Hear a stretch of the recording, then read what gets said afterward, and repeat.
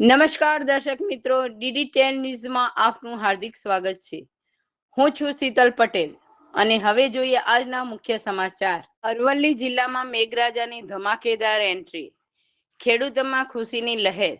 અરવલ્લી જિલ્લામાં લાંબા સમયથી ચાલી રહેલી અસહ્ય ગરમી અને ઉકળાટ વચ્ચે મેઘરાજાએ ધમાકેદાર એન્ટ્રી કરી છે.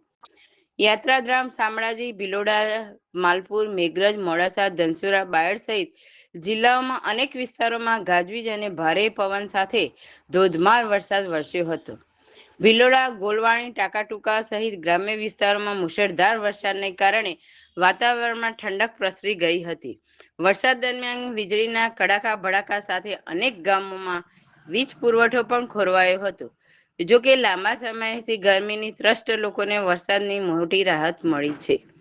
માલપુર તાલુકા સહિત આસપાસ વિસ્તારોમાં પણ અચાનક વાતાવરણમાં પલટો આવ્યો હતો.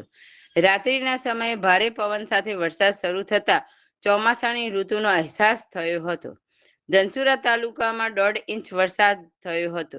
જામટા, અંબાસર, સિકા સહિતના વિસ્તારોમાં પણ વરસાદ પડ્યો હતો.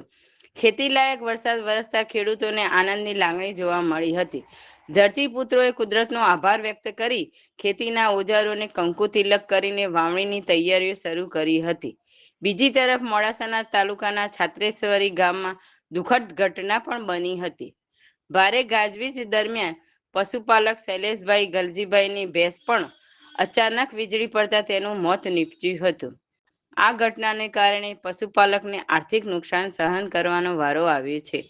એકંદરે અરવલ્લી જિલ્લામાં વરસેલો વરસાદ લોકોને ગરમીમાંથી રાહત આપી છે અને ખેડૂતોને માટે વાવણીની આશા વધુ મજબૂત બનાવી છે.